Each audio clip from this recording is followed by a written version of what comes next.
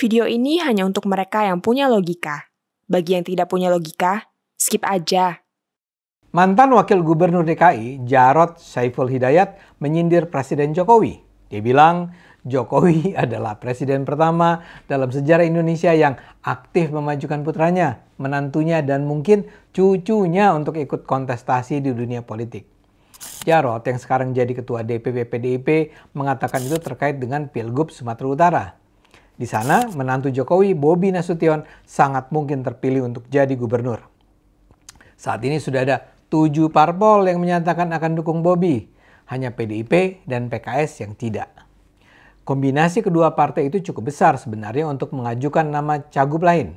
Masalahnya, baik PDIP dan PKS jauh ini tidak punya nama calon gubernur yang qualified.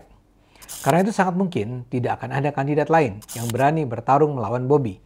Skornya bakal 7-0. Karena itulah Jarod bicara dengan nada masyghul. Kata Jarod, apakah kita membangun sistem demokrasi dengan pendidikan politik, Bobi dibiarkan melawan kota kosong? Melawan kota kosong atau tidak tergantung PDI Perjuangan. Menurutnya, PDIP tidak mau kalau nantinya Bobi dibiarkan melawan kota kosong. Dia juga bilang, dukungan besar kepada Bobi tidak terlepas dari peran Jokowi.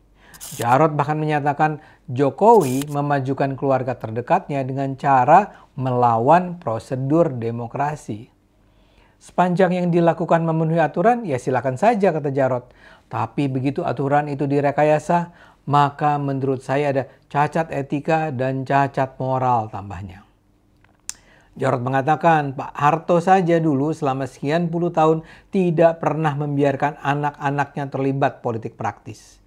Dia cuma bisnis, sekarang ini politik iya, bisnis iya, ujar Jarod. Namun Jarod menegaskan PDIP tidak akan berhenti mendengarkan aspirasi dari rakyat. PDIP sudah menyiapkan nama-nama yang akan bersaing melawan Bobi. Kata Jarod, suara semut akan disalurkan masyarakat melalui PDIP.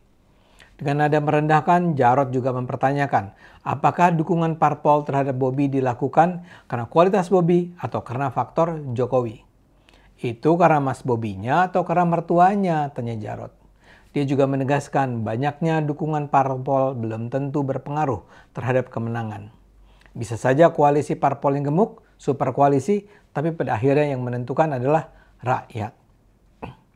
Begitulah komentar Jarod. Saya tidak terlalu tertarik berkomentar tentang Pilgub Sumatera Utara.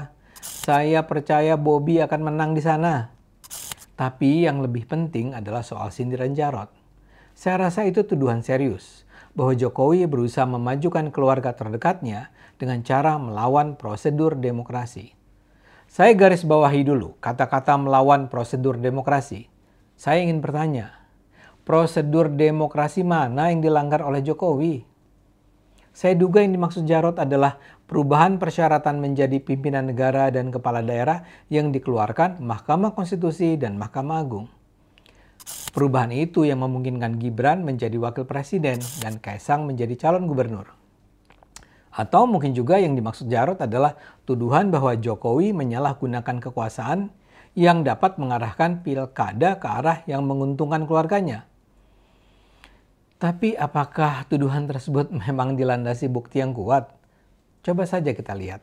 Tuduhan bahwa Jokowi mempengaruhi MK atau MA.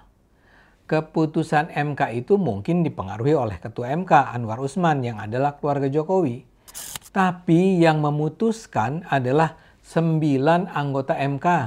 Dan tidak ada satupun anggota MK tersebut yang bicara pada publik atau menyampaikan dalam dissenting opinionnya bahwa mereka ditekan oleh Presiden Jokowi. Bahkan harus diingatkan, salah satu hakim yang memberikan dissenting opinion adalah hakim yang ditunjuk oleh Presiden Jokowi menjadi anggota MK. Jadi dari mana kita bisa percaya bahwa keputusan MK tersebut diintervensi oleh Presiden? Begitu juga dengan keputusan MA yang memungkinkan Kaisang maju sebagai calon kepala daerah. Di mana bukti yang menunjukkan bahwa keputusan MA diintervensi Jokowi. Dan kalau kita hendak bicara soal etika politik Jokowi, saya bisa menyebut contoh Partai Solidaritas Indonesia. PSI tidak lolos parliamentary threshold, padahal PSI dipimpin putra presiden. Kalau Jokowi memang suka melanggar prosedur demokrasi, Apa susahnya bagi dia untuk menyulap agar PSI bisa memperoleh suara lebih dari 4%? Ini tidak dilakukannya. Buat saya ini salah satu contoh terbaik tentang integritas presiden kita. Karena itu marilah kita tidak perlu terus mengulang-ulang hayalan bahwa Presiden Jokowi suka melanggar prosedur demokrasi secara khusus untuk melicinkan jalan politik keluarga terdekatnya. Sekarang mari kita bicara soal keterlibatan keluarga presiden dalam dunia politik Indonesia. Buat saya, mempersoalkan keterlibatan Gibran, Kaisang, Bobi, dan mungkin Jan Etes dalam dunia politik sangatlah ngawur tak bertepi. Ya, soal Jan Etes tentu kita bisa singkirkan dulu. Jarod pun menyampaikannya tentu dalam nada bercanda. Akan halnya 2 putra dan 1 menantu presiden, di mana masalahnya? Kalau Jokowi berusaha menggolkan mereka dengan cara curang, tentu bermasalah.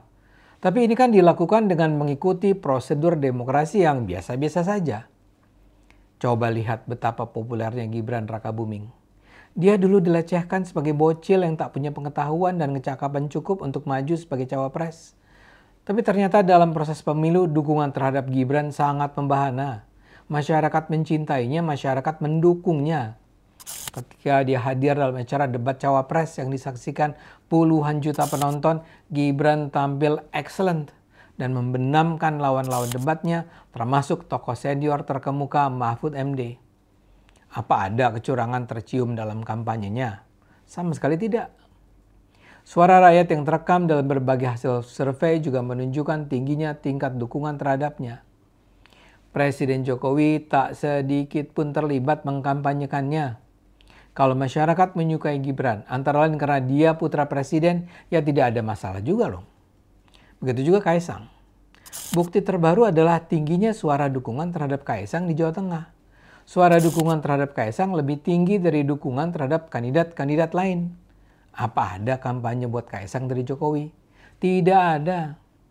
Secara alamiah cukup banyak masyarakat yang percaya pada Kaisang bukan saja karena reputasi positifnya sebagai pengusaha dan ketua PSI, tapi juga karena dia adalah putra Jokowi.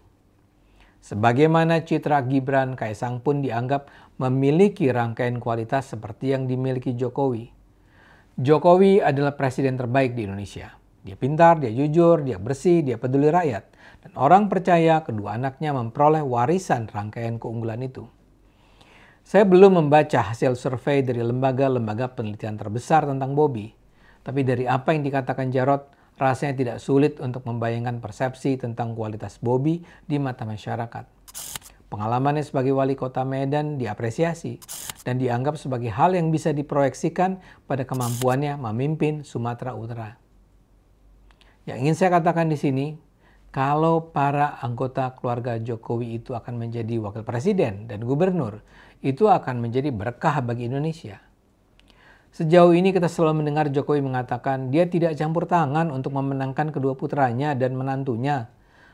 Tapi kalau dia memang berharap keluarganya menjadi pimpinan daerah, itu ditujukan bukan untuk kepentingan dia dan keluarganya, melainkan untuk kepentingan masyarakat luas. Jokowi tahu persis kualitas Gibran, Kaisang, dan Bobi. Dan karena itu dia berharap kelompok unggulan ini bisa berada terus di dunia politik Indonesia untuk menjadikan Indonesia lebih baik. Bahkan saat Jan Etes membesar, saya rasa tidak berlebihan kalau Jokowi juga berharap dia bisa menjadi pejabat publik. Sekali lagi, bukan untuk kepentingan keluarga, tapi untuk kepentingan masyarakat. Ayo gunakan akal sehat, karena hanya kalau kita gunakan akal sehat, Indonesia akan selamat.